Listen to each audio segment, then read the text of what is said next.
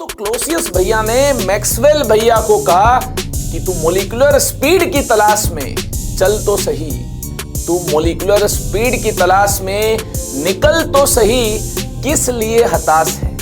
Molecular speed की तलाश में निकल तो सही, तू किस लिए हताश है। समय को गैसेस के वजूद की तलाश है, समय को गैसेस के वजूद की तलाश है। और यार जब किसी काम के पीछे हम लग जाते हैं, काम तो पूरा होता ही है। ऐसे ही मैक्सवेल भैया ने भी ठान लिया। मोटिवेट करने वाले उनके साथी थे, उन्होंने उनको मोटिवेट किया, उन्होंने ठान लिया इस काम को तो यार अंजाम तक लेकर जाना है। फिर क्या है, क्या हुआ उसके बाद जो हुआ आप सभी जानते हैं। मैक्सवेल डिस्ट्रीब्यूशन के नाम से आप सभी जानते हैं। आपकी एनसीईआरटी बुक में इससे रिलेटेड ग्राफ भी दिया है। वो सभी तमाम बातें मॉलिक्यूलर स्पीड से रिलेटेड है। मैक्सवेल डिस्ट्रीब्यूशन फंक्शन से रिलेटेड बात करने के लिए मैं आया हूं। आई होप आप लोगों ने यार मॉलिक्यूलर स्पीड के बारे में जान लिया होगा और आप रेडी हो चुके होंगे इस शानदार सेशन के लिए। जल्दी से आपने नोटबुक और पेन भी निकाल लिए होंगे। तो फिर देरी नहीं करेंगे, बात करेंगे Maxwell distribution of molecular speed. ये डिस्ट्रीब्यूशन शब्द क्यों इस्तेमाल में लाया गया है? क्योंकि यार सभी मॉलिक्यूल्स की स्पीड सेम नहीं होगी। Speed of gas molecules changes continuously due to intermolecular collisions and their collisions with walls of container. Gas के मॉलिक्यूल्स एक दूसरे के साथ ताबड़तोड़ तरीके से यार कोलाइड कर रहे हैं और कंटेनर की वॉल्स के साथ भी कोलाइड कर रहे हैं। कोलिजन की वजह से गैस के मॉलिक्यूल्स की जो स्पीड होगी ये कंटिन्यूअसली चेंज कर रही होगी। In fact at a particular instant सभी मॉलिक्यूल की सेम स्पीड नहीं होगी, आपस में कोलाइड कर रहे होंगे तो स्पीड यार चेंज हो रही होगी। Speed of individual molecule is not constant, ये चेंज हो रही होगी। लेकिन other observable properties of gas such as volume, pressure, temperature are constant with time. लेकिन और सभी जो ऑब्जर्वेबल प्रॉपर्टीज हैं, प्रेशर, वॉल्यूम, टेम्परेचर, ये टाइम के साथ वेरी नहीं होंगे। लेकिन जो स्पीड है ना यार, ये वेरी होती है। और इसके लिए उन्होंने ग्राफ भी प्लॉट किया। इसके लिए इन्होंने यार एक फंक्शन भी बनाया। हायर मैथमेटिक्स को अप्लाई करने के बाद देखना मैक्सवेल ने डीएन को रिप्रेजेंट किया। डीएन क्या है आपको पता चल जाएगा, फिलहाल लिख लो। D n is equal to 4 pi n into m by 2 pi r t raise to power 3/2 into e raise to power minus mu square by 2RT into कहानी खत्म नहीं हुई, इंटू यू स्क्वेयर, ठीक है, du। ये शानदार फंक्शन मैक्सवेल भैया ने डिफाइन किया, ठीक है, हायर मैथमेटिक्स को अप्लाई किया।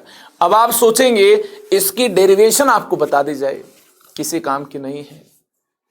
बस इसका जो मीनिंग है, मीनिंग क्या निकलता है, ये हमारे सिलेबस में है, इसको हमें जानना है। फिलहाल देख लो ये डीएन क्या है। डीएन है नंबर ऑफ मॉलिक्यूल्स। डीएन क्या है? Number of molecules exist between, number of molecule, ध्यान से सुनना, number of molecules exist between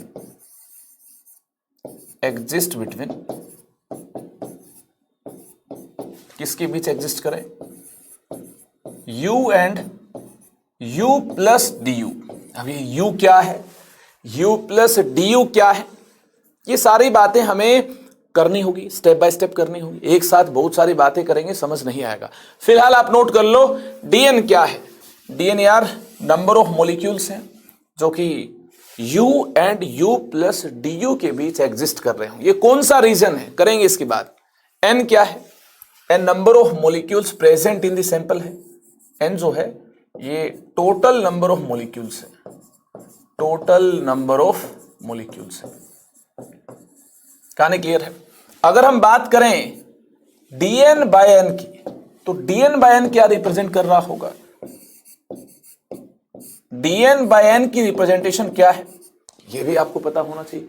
ये यार एक शानदार फ्रैक्शन को रिप्रेजेंट कर रहा होगा। लिख लो पहले, सारी बातें हम कर रहे होंगे, तमाम बातें जो आपके सिलेबस में है मैक्सवेल डिस्ट्रीब्यूशन से रिलेटेड, ये सारी बातें आपको पता चल जाएंगी। फिलहाल लिखते जाए, dn बाय n क्या रिप्रेजेंट कर रहा होगा? फ्रैक्शन ऑफ मॉलिक्यूल्स, ठीक है, ये फ्रैक्शन को इंडिकेट कर रहा होगा। ये क्या number of molecules exist between u and u plus du है, और टोटल नंबर से डिवाइड किया जाए तो क्या बनता है? फ्रैक्शन बनता है। Fraction of molecules, molecules exist between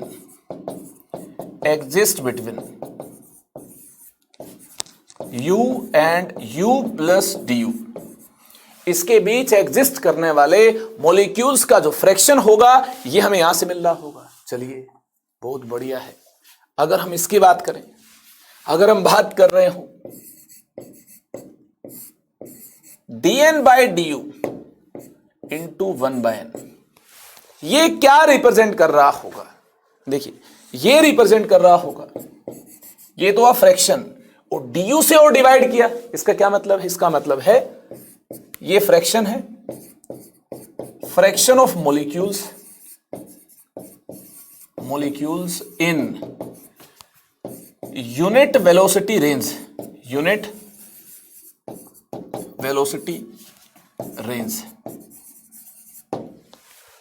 unit velocity range में यार मॉलिक्यूल का क्या फ्रैक्शन है, ये हमें ये टर्म इंडिकेट कर रही होगी। ये जो पूरी टर्म है, इस पूरे का मीनिंग क्या? Fraction of molecules in unit velocity range. अब देखिए, इस फंक्शन को मैक्सवेल भैया ने प्लॉट किया। प्लॉट किया किस प्रकार से, देखना चाहेंगे क्या? हाँ, यही ग्राफ तो इंपॉर्टेंट है, पहले इसको देख लो, फिर सारी बातें आपको अंडरस्टैंड हो जाएंगी। अभी तक जितनी बातें हमने की हैं, ये सारी बातें आपको अंडरस्टैंड हो जाएंगी। देखिए, हमारे पास क्या है? 1 by n into dn by du versus u graph है। ये जो ग्राफ है ये इस प्रकार का मिलता है। ये जो ग्राफ है ये इस प्रकार का मिलता है। पैराबोलिक प्लस एक्सपोनेंशियल बिहेवियर है।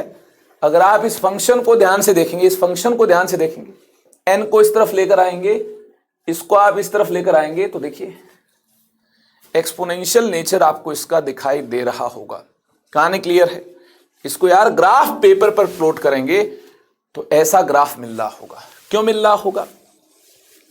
ये देखिए, कम स्पीड के साथ जो मॉलिक्यूल्स का फ्रैक्शन है, कम स्पीड के साथ जो मॉलिक्यूल्स का फ्रैक्शन है, ये देखिए कम है।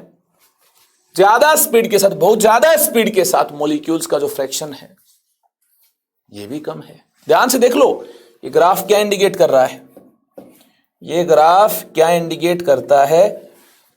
यहां कम स्पीड होगी, देखना u की वैल्यू कम है या कम स्पीड होगी। यहां देखना बहुत ज्यादा स्पीड होगी। यहां जो u है ये काफी कम है, और यहां u काफी ज्यादा है, ठीक है। और यहां देखना, यहां u क्या होगा? इस रीजन में u क्या होगा? u मॉडरेट है, u मॉडरेट है। यानी मैक्सवेल भैया ने स्टडी किया कि काफी कम स्पीड वाले मॉलिक्यूल्स कम होंगे और काफी ज्यादा स्पीड के साथ मॉलिक्यूल कम मिल रहे होंगे। मॉडरेट स्पीड के साथ मॉलिक्यूल जो हैं यार मैक्सिमम मॉलिक्यूल्स हैं मॉडरेट स्पीड के साथ, क्योंकि बहुत कम स्पीड के साथ मॉलिक्यूल एग्जिस्ट ही नहीं कर पाएंगे और मॉलिक्यूल उनके साथ स्ट्राइक कर रहे होंगे, तो ये यार इस रीजन में लाई करने की टेंडेंसी रख रहे होंगे। और बहुत ज्यादा स्पीड के साथ मॉलिक्यूल जो प्रेजेंट होंगे वो भी दूसरे मॉलिक्यूल के साथ कोलाइड करेंगे, तो ऐसे केस में क्या होगा? उनकी स्पीड भी मॉडरेट स्पीड रीजन के अंदर लाई कर रही होगी। मॉडरेट स्पीड का रीजन कौन सा है? ये वाला है। तो कहने की बात ये है, ज्यादा स्पीड का जो रीजन है और कम स्पीड का जो रीजन है ये छोटा रीजन है, ये स्मॉलर रीजन है। और मॉडरेट स्पीड का जो रीजन है ये वाला रीजन, इसमें देखना ज्यादा मॉलिक्यूल्स मिल रहे हैं। मैक्सिमम मॉलिक्यूल यार मॉडरेट स्पीड के साथ मिलते हैं। आप खुद सोचकर देखो, खुद सोचिए,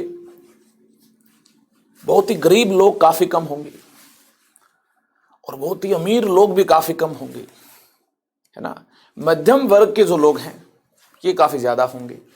तो ठीक इसी प्रकार से एक कंटेनर में गैस के काफी सारे मॉलिक्यूल्स हैं, कम स्पीड के साथ, बहुत ही कम स्पीड के साथ कम मॉलिक्यूल्स मिल रहे होंगे, बहुत ही ज्यादा स्पीड के साथ जो बहुत ही ताबड़तोड़ अंदाज में दौड़ रहे होंगे ये भी कम होंगे, लेकिन मॉडरेट स्पीड के साथ मॉलिक्यूल्स का नंबर क्या होगा, ज्यादा होगा।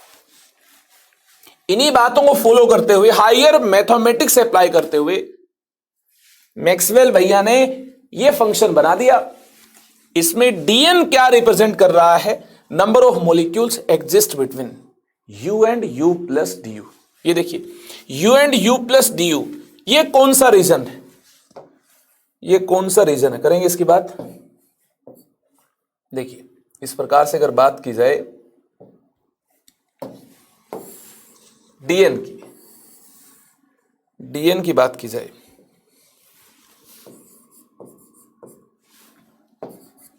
तो कैसा ग्राफ मिलता है, इस प्रकार का ग्राफ मिलता है, dn by du into 1/n, ठीक है ना। इस ग्राफ को हमने प्लॉट किया है, ये ग्राफ हमें ऐसा मिलता है। इसमें u and u plus du, इस रीजन में एग्जिस्ट करने वाले मॉलिक्यूल्स कौन से होंगे, देखिए इस रीजन में एग्जिस्ट करने वाले मॉलिक्यूल्स का फ्रैक्शन ये होगा, ये मान लेते u है, जस्ट इससे आगे देखना ये u प्लस du है, ये u है, ये u प्लस du है।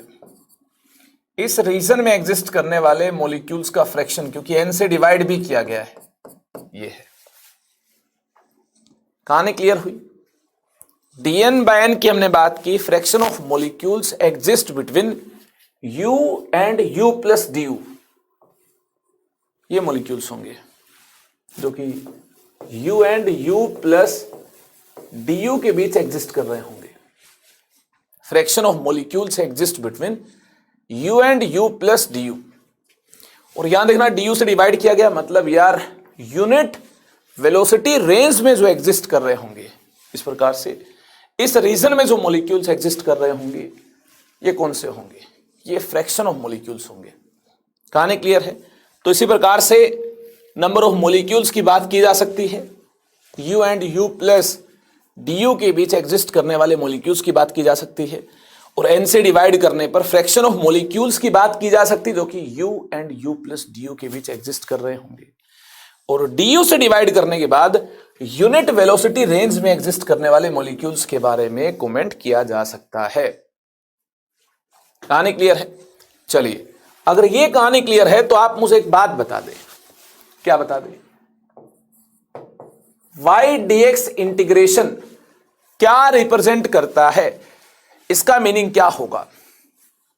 नॉन मेडिकल वाले स्टूडेंट तो जानते होंगे, वैसे तो मैथमेटिकल टूल्स में आपको सिखाया गया होगा इंटीग्रेशन का मीनिंग, डिफरेंशिएशन का मीनिंग। तो मैं आपको बता दूं इंटीग्रेशन का मीनिंग होता है y dx, इस इंटीग्रेशन का मीनिंग होता है area under the curve, area under curve, ठीक है ना। कर्व के नीचे जो एरिया है इसका मीनिंग ये है।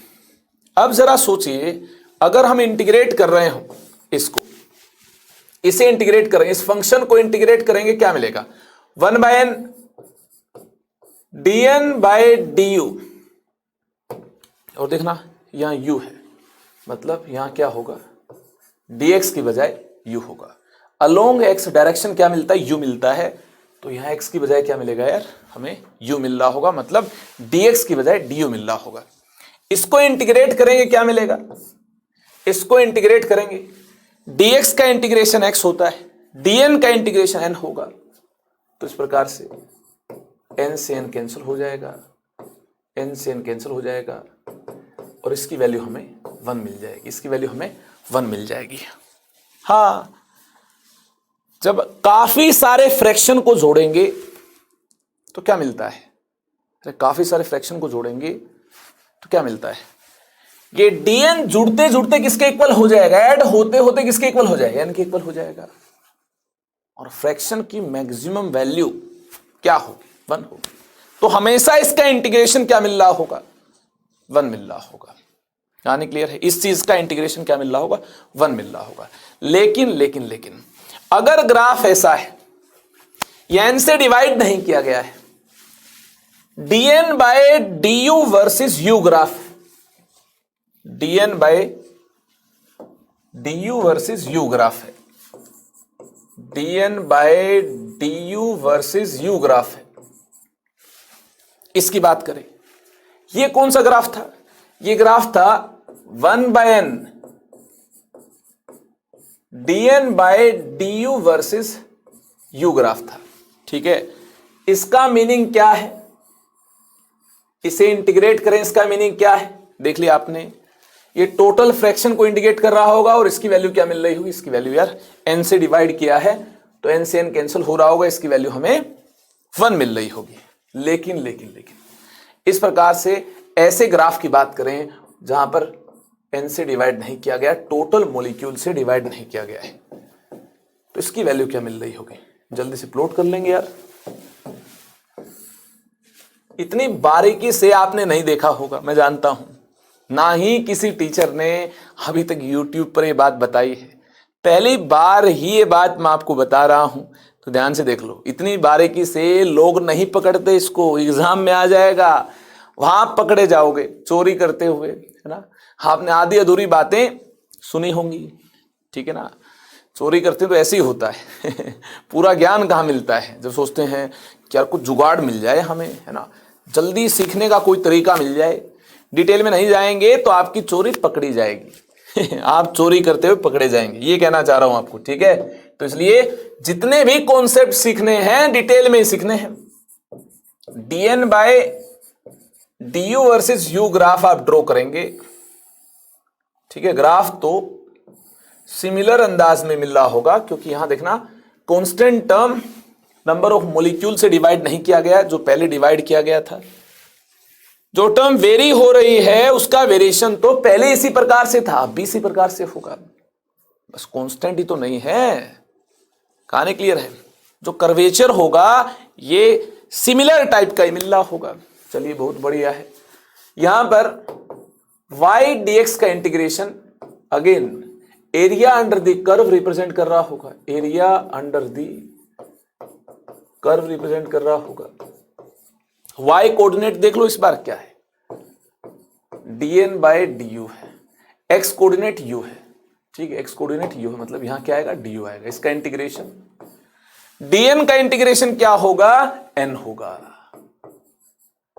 n होगा। n क्या है, टोटल नंबर ऑफ मॉलिक्यूल्स है, टोटल नंबर ऑफ मॉलिक्यूल्स है, नोट कर लो, n total number of molecules है। मतलब ऐसे ग्राफ का जो एरिया है, एरिया अंडर द ग्राफ, अगर यहां देखना n से डिवाइड नहीं किया गया, तो ऐसे केस में ऐसे ग्राफ का जो एरिया है, area under the graph, integrate करने से इसका यही मीनिंग मिलता है, मतलब इसकी वैल्यू n मिलती है। ये क्या रिप्रेजेंट कर रहा होगा, ये n को रिप्रेजेंट कर रहा होगा, मतलब ये रिप्रेजेंट कर रहा होगा नंबर ऑफ मॉलिक्यूल्स को। ऐसे ग्राफ का एरिया नंबर ऑफ मॉलिक्यूल्स को रिप्रेजेंट कर रहा होगा, ये नंबर ऑफ मॉलिक्यूल्स को रिप्रेजेंट कर रहा होगा। नोट कर लो, बिल्कुल शानदार बात मैंने आपको बता दी है, बेहतरीन बात मैंने आपको बता दी है, इसको दिल और दिमाग में समा लेंगे, ठीक है। जो भी रियल जेई और नीट एस्पिरेंट है उनको तो ये बात हजम हो गई होगी, उनको तो कुछ नया फ्लेवर मिला होगा। और जो यार ऐसे ही नेतागिरी करते हैं, सही गलत की पहचान जिनको करनी नहीं आती, ऐसी नारेबाजी करते हैं, उनको ये बात हजम नहीं होगी आपने पहले भी पढ़ रखा है और फिर आप किसी टीचर की बात सुन रहे हो, फिर भी समझ नहीं आया आपको, इसका मतलब फॉल्ट तो आपके अंदर है। लेकिन अगर आपने इसको समझ लिया है, दिल और दिमाग में आपने अगर इसको समा लिया है, इसका मतलब यार आपका दिमाग चल रहा है, ठीक है, और आप बिल्कुल सही डायरेक्शन में जा रहे हैं। आगे चलते हैं। फिर इस ग्राफ से रिलेटेड काफी सारे इंपॉर्टेंट पॉइंट हमें यार डिस्कस करने चाहिए। Point number 1, the fraction of molecules having either very high और very low speed is very small. बिल्कुल सही बात है।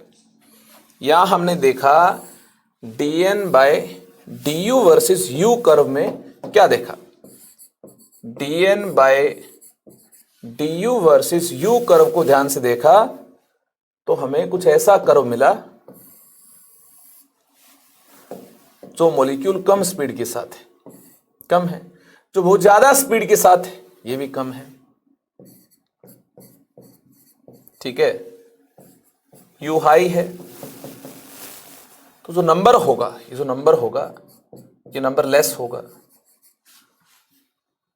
u लो है तो भी नंबर लेस होगा, u हाई है तो भी ये नंबर लेस होगा। लेकिन लेकिन लेकिन मॉडरेट u है, u मॉडरेट है, यहां देखना u मॉडरेट है, u मॉडरेट है, u मॉडरेट है, तब ये जो नंबर है मॉलिक्यूल्स का ये ज्यादा है। और ऐसे केस में मैक्सिमम फ्रैक्शन मॉलिक्यूल्स का जो कि यार सेम स्पीड एग्जिबिट कर रहा है, मैक्सिमम फ्रैक्शन जो कि यार सेम स्पीड एग्जिबिट कर रहा है, इस स्पीड को क्या बोल दिया जाएगा, speed possess by maximum fraction, इस स्पीड को क्या बोल दिया जाएगा, यूएमपी, मोस्ट प्रोबेबल स्पीड। देखिए यूएमपी यहां मिल रही होगी, और ये जो यूएमपी है स्पीड पोजेस बाय, ये मैक्सिमा है, मैक्सिमम फ्रैक्शन है, speed possess by maximum fraction of molecules, maximum fraction of molecules किसके इक्वल है। लास्ट सेशन में हम इसकी बात कर चुके हैं, √2RT/m। और ये जो फॉर्मूला है ये मैक्सवेल डिस्ट्रीब्यूशन से ही डिराइव्ड है, मैक्सवेल डिस्ट्रीब्यूशन से ये फॉर्मूला डिराइव्ड है। कैसे मैक्सवेल डिस्ट्रीब्यूशन से ये फॉर्मूला डिराइव्ड है, जो मैक्सवेल डिस्ट्रीब्यूशन है उसमें यार कंडीशन अप्लाई की। यहां देखिए टेंजेंट का जो स्लोप है ये 0 है, टेंजेंट एक्स एक्सिस के पैरेलल है। अब स्लोप की बात क्यों कर रहा हूं, क्योंकि डिफरेंशिएशन का जो मीनिंग निकलता है ये निकलता है टेंजेंट का स्लोप। जब हम इसको डिफरेंशिएट करके देखेंगे, dn/du की जब हम बात कर रहे होंगे, इसके मैक्सिमा की हम बात कर रहे होंगे,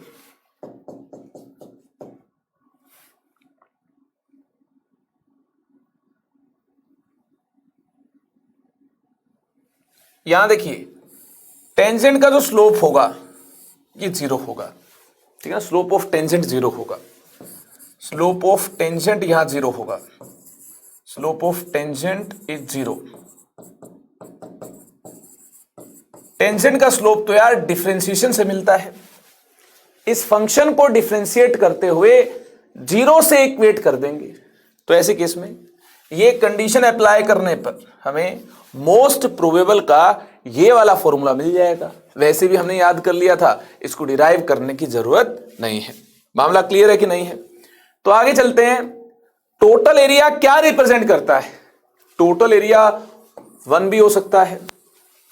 फ्रैक्शन की जो मैक्सिमम वैल्यू होगी क्या होगी, 1 होगी। ऐड करते करते एरिया अंडर द कर्व हमें क्या मिल जाएगा, 1 मिल जाएगा। कब 1 मिलेगा, और ऐसा भी हो सकता है total area under the curve is measure of total number of molecules in the collection, ऐसा भी हो सकता है। कब होगा ऐसा, फ्रैक्शन की जो वैल्यू है मैक्सिमम वैल्यू ये 1 कब होगी, जब यार 1/n dn/du versus u graph की आप बात कर रहे होंगे। तो ऐसे केस में total area under the graph क्या मिल रहा होगा, ऐसे केस में एरिया अंडर द ग्राफ हमें 1 मिल रहा होगा, ठीक है। लेकिन हम जब ऐसे ग्राफ की बात कर रहे होंगे, जब हम dn/du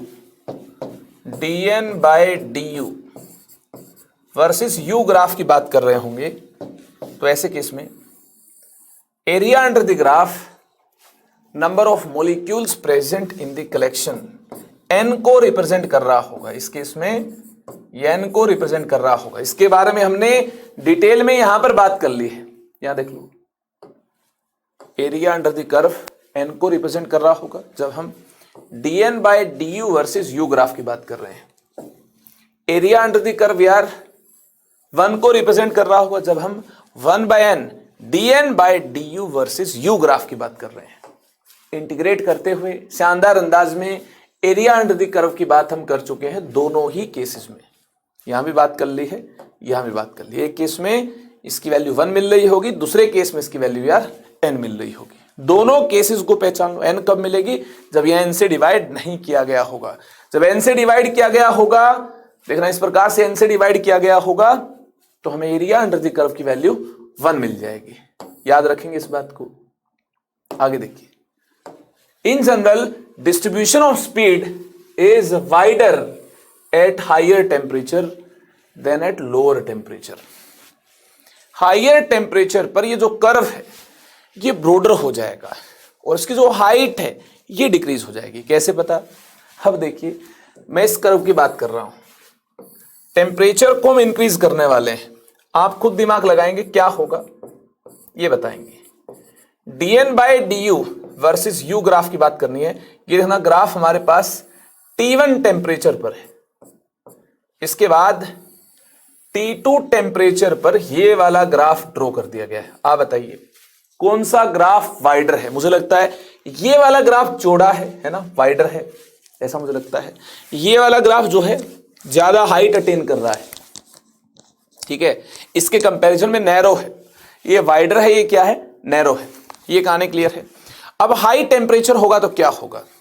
अब जैसा कि आप जानते हैं यहां हमें मोस्ट प्रोबेबल स्पीड मिलती है। कहां मिलती है? यहां मिलती है, यहां मिलती है, ठीक है। टेम्परेचर इंक्रीज करेंगे तो देखना ये जो मैक्सिमा है ये आगे शिफ्ट हो रहा होगा। क्यों? यूएमपी का फॉर्मूला क्या है? यूएमपी का फॉर्मूला है √2RT/m। टी इंक्रीज करने से यूएमपी इंक्रीज होगा। हाँ, यूएमपी इंक्रीज होगा, मतलब ये मैक्सिमा आगे शिफ्ट होगा। देखना ये मैक्सिमा आगे शिफ्ट हुआ है। टी इंक्रीज करने से ये जो मैक्सिमा है, ये जो यूएमपी है, ये इंक्रीज हुआ तो आगे शिफ्ट हुआ, आगे शिफ्ट हुआ। इसका मतलब T2 जो है ये ज्यादा होगा। यूएमपी आगे शिफ्ट होगा टी इंक्रीज होने पर। अगर ये आगे शिफ्ट हुआ है मतलब ये वाला टी ज्यादा है। जहां यूएमपी आगे है, ज्यादा आगे मिल रहा है, इसका मतलब ये वाला टी ज्यादा, मतलब T2 ज्यादा है T1 से। कहानी क्लियर है? अब हाइट पर कैसे कमेंट करेंगे आप? ये जो टोटल एरिया है ये तो सेम ही मिल रहा होगा, नंबर ऑफ मॉलिक्यूल सेम है। ये एरिया नंबर ऑफ मॉलिक्यूल्स को रिप्रेजेंट करेगा और ये वाला एरिया भी नंबर ऑफ मॉलिक्यूल्स को रिप्रेजेंट कर रहा होगा। सैंपल में मॉलिक्यूल चेंज नहीं हुए हैं, नंबर ऑफ मॉलिक्यूल्स n है। यहां देखना number of molecules lower temperature पर भी n है। तो आप मुझे बताएं नंबर ऑफ मॉलिक्यूल्स अगर सेम है, अगर ग्राफ आगे शिफ्ट हो रहा है, अगर आपने हाइट कम नहीं की तो ऐसे केस में तो मॉलिक्यूल्स इंक्रीज हो जाएंगे, एरिया बढ़ जाएगा। मॉलिक्यूल्स अपने आप कैसे इंक्रीज होंगे? हम तो सेम सैंपल पर काम कर रहे हैं, नंबर ऑफ मॉलिक्यूल्स तो सेम है। तो ऐसे केस में क्या होगा फिर? ये ग्राफ आगे तो शिफ्ट हुआ है, टोटल एरिया सेम रहे, इसके लिए हाइट क्या हो जाएगी? डिक्रीज हो जाएगी। ग्राफ अगर वाइडर हो रहा है तो ऐसे केस में इसकी हाइट डिक्रीज हो जाएगी। हाइयर टेम्परेचर पर इसकी जो हाइट है, इसकी जो हाइट है ये डिक्रीज हो रही होगी। नोट कर लो, टेम्परेचर इंक्रीज होगा, टोटल एरिया सेम रहे, मतलब नंबर ऑफ मॉलिक्यूल सेम रहे। अगर इस प्रकार से हाइट अगर इसकी सेम रही और अगर ये वाइडर हो गया तो इसका मतलब तो यार एरिया बढ़ गया है। एरिया बढ़ गया मतलब नंबर ऑफ मॉलिक्यूल्स इंक्रीज हो गए। नहीं, ऐसा नहीं होगा, एरिया सेम होना चाहिए। अगर ये ग्राफ आगे शिफ्ट हो रहा है तो ऐसे केस में हाइट डिक्रीज हो जाएगी ताकि एरिया सेम रहे, ताकि नंबर ऑफ मॉलिक्यूल सेम रहे। तो टेम्परेचर इंक्रीज किया, हाइट डिक्रीज होगी। किससे डिक्रीज होगी? क्योंकि नंबर ऑफ मॉलिक्यूल सेम है, तो एरिया सेम होना चाहिए। एरिया को सेम बनाने के लिए हाइट क्या हो जाएगी? डिक्रीज हो जाएगी, ठीक है। और वाइडर क्या हो जाएगा? ज्यादा हो जाएगा, क्योंकि यूएमपी अब आगे मिल रहा है हायर टेम्परेचर पर, तो वाइडर ज्यादा हो जाएगा। हाइट कम होगी और देखना वाइडर ज्यादा होगा। तो ऐसा ग्राफ जो वाइडर है ये हायर टेम्परेचर पर ड्रॉ किया गया, मतलब इसका T2 टेम्परेचर T1 टेम्परेचर से ज्यादा है, या फिर जिसकी मोस्ट प्रोबेबल स्पीड ज्यादा है उसका टेम्परेचर ज्यादा है। इसकी यूएमपी ज्यादा है तो इसका टेम्परेचर T2 टेम्परेचर क्या होगा, ज्यादा होगा। इस प्रकार से आज थर्ड पॉइंट को भी देख लिया है। The distribution of speed is wider at higher temperature than at lower temperature. मामला क्लियर हुआ कि नहीं हुआ, कहानी हजम हुई कि नहीं हुई? अगर कहानी हजम हो गई तो आगे चलिए। इसके बाद पॉइंट नंबर 4 की हम बात कर रहे होंगे। Distribution of molecular speed also depends upon mass of gas molecule. हाँ, गैस मोलिक्यूल की मास पर भी ये डिस्ट्रीब्यूशन डिपेंड कर रहा होगा। अगर सेम टेम्परेचर के अंडर एनालाइज किया जाए डिस्ट्रीब्यूशन को तो डिस्ट्रीब्यूशन मास पर भी डिपेंड कर रहा होगा। Heavier gas molecule has narrow distribution. हाँ, हैवियर गैस मोलिक्यूल का नैरो डिस्ट्रीब्यूशन, पतला डिस्ट्रीब्यूशन होगा, हाइट ज्यादा होगी। देन लाइटर गैस मोलिक्यूल का यार वाइडर डिस्ट्रीब्यूशन होगा। ऐसा क्यों? देखना, लाइटर गैस मोलिक्यूल जैसे हीलियम है, ऐसे गैस मोलिक्यूल्स के सैंपल की बात की जाए, हीलियम है, यहां देखना यूएमपी जो है यह √2RT/m है। अगर m कम हुआ तो यूएमपी आगे मिलता है, यूएमपी ज्यादा होगा, ठीक है ना। तो यूएमपी ज्यादा होगा मतलब ग्राफ ज्यादा वाइडर होगा। यूएमपी आगे मिलने का क्या मतलब, हम पहले भी देख चुके हैं। यूएमपी आगे मिलने का मतलब ग्राफ ज्यादा फ्लैट होगा, ग्राफ यार वाइडर होगा, ठीक है। तो ऐसे केस में हम बोल सकते हैं, देखना लाइटर गैस मॉलिक्यूल है, मास कम है, यूएमपी ज्यादा है, मतलब ग्राफ वाइडर है, यूएमपी आगे मिल रहा होगा कि देख लो ज्यादा यूएमपी आपको यहां मिलता है। अगर मास ज्यादा है, जैसे इसका 32 है, इसका मास 4 है, इसका मास 32 है, तो यहां देखना यूएमपी मास ज्यादा तो क्या होगा, √2RT/m। मास ज्यादा है तो यूएमपी कम होगा, देखना यूएमपी कम होगा, यही तो होगा इसके लिए यूएमपी कम होगा, ठीक है। यूएमपी कम होगा मतलब हाइट ज्यादा होगी, नैरो डिस्ट्रीब्यूशन होगा। मास ज्यादा है, ये देखना यूएमपी पीछे मिलता है मतलब हाइट ज्यादा होगी, नैरो डिस्ट्रीब्यूशन होगा। मास कम है, यूएमपी ज्यादा होगा मतलब यूएमपी कहीं आगे मिल रहा है, मतलब वाइडर डिस्ट्रीब्यूशन होगा ऐसे केस में। तो इस प्रकार से हमने यार नैरो और वाइड डिस्ट्रीब्यूशन की बात कर ली है जब मास डिफरेंट होगा, ठीक है। नैरो डिस्ट्रीब्यूशन जब मास ज्यादा है, नैरो कब, जब मास ज्यादा है, और वाइडर कब, जब मास कम है, ठीक है। बाकी केसेस को भी इनके साथ यार डील कर लेंगे। अगर इनके बीच में कोई ऐसा केस है जिसका मास ना ही कम है और ना ही ज्यादा है, मतलब ऐसा केस है यार इससे तो ज्यादा है और इससे कम है, तो फिर ऐसे केस में तो यार कहीं बीच में ही डिस्ट्रीब्यूशन मिल रहा होगा इन दोनों की। ना ही मास कम है और ना ही ज्यादा, मतलब इससे तो मास ज्यादा है और इससे मास क्या है, कम है।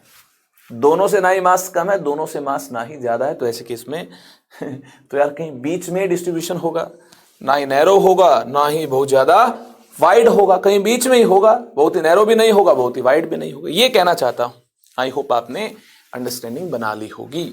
जैसे कि मैं बात कर रहा हूं O2 और हीलियम के बीच में N2 है जिसका मास 28 है, देखना ये मास इन दोनों के बीच एग्जिस्ट कर रहा है, तो डिस्ट्रीब्यूशन भी इन दोनों के बीच मिल रहा है। आगे देखिए, एक शानदार क्वेश्चन आपके सामने, देखते हैं कितने स्टूडेंट यार इसका जल्दी से आंसर दे पाएंगे। Following represents the Maxwell distribution curve of an ideal gas at 2 temperature T1 and T2, which of the following option is are correct. हाँ, मल्टीपल ऑप्शन करेक्ट हो सकता है, दिमाग लगाएंगे यार, मल्टीपल ऑप्शन करेक्ट हो सकता है। Total area under 2 curve is independent of moles of gas, क्या बात करेक्ट है? जब 1/n into dn/du versus u graph की बात की जाए तो ऐसे केस में total area under the curve क्या मिल रहा होगा, 1 मिल रहा होगा। क्या नंबर ऑफ मोल से इंडिपेंडेंट है? हाँ, ये ऑलवेज 1 मिल रहा होगा, नंबर ऑफ मोल से इंडिपेंडेंट है। UMP decreases as temperature decreases, UMP का फॉर्मूला क्या है,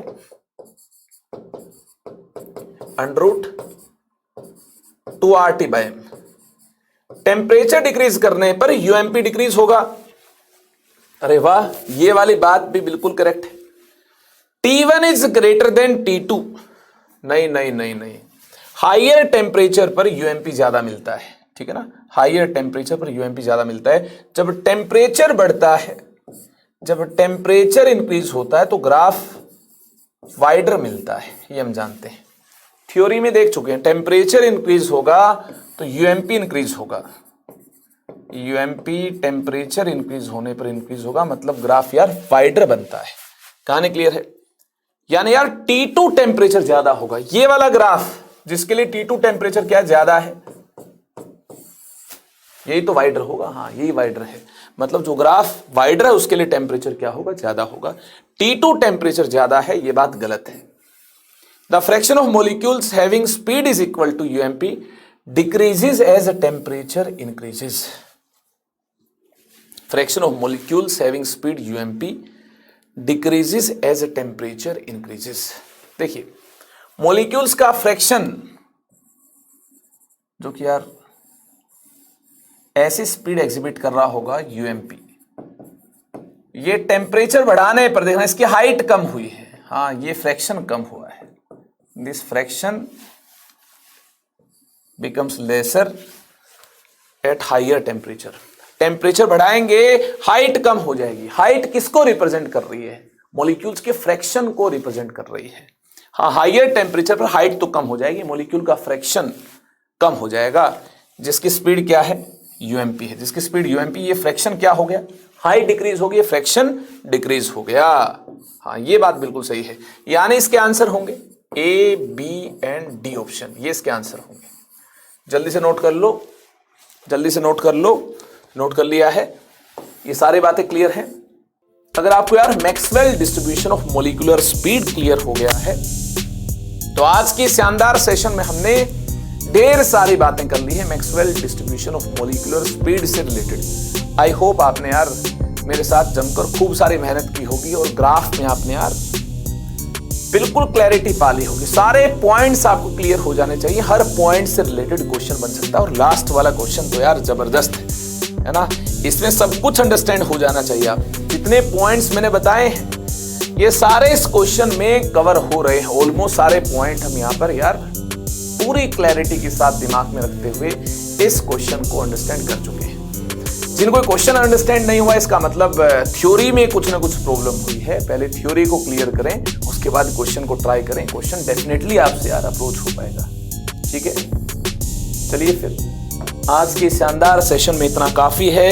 अब मिलेंगे एक और सेशन के अंदर जिसमें हम यार ग्राम्स लॉ ऑफ डिफ्यूजन की बात कर रहे होंगे, उसके बाद इडियोमेट्री की बात कर रहे होंगे, फिर van der Waals gas equation की बात कर रहे होंगे। इस वीक में इस चैप्टर को हम यार फिनिश कर रहे होंगे, अंजाम तक लेकर जा रहे होंगे। नेक्स्ट वीक में कोई नया चैप्टर हम स्टार्ट करेंगे। इसके लिए मैंने कम्युनिटी पेज पर ऑलरेडी आपको मैसेज किया है, मैसेज को देखना ना भूलें। चलिए फिर आज के लिए इतना काफी है, फिर मिलेंगे एक और बेहतरीन टॉपिक के साथ, शानदार अंदाज में पूरे जोश के साथ एक और लेक्चर के अंदर हमारी मुलाकात होगी। तब तक के लिए अपना खूब सारा ख्याल रखिए। आप लोगों के लिए ढेर सारा प्यार मेरी तरफ से, और यूं ही यार पढ़ाई में लगे रहो और आगे बढ़ते रहो। Bye bye, take care, love you all, thank you so much.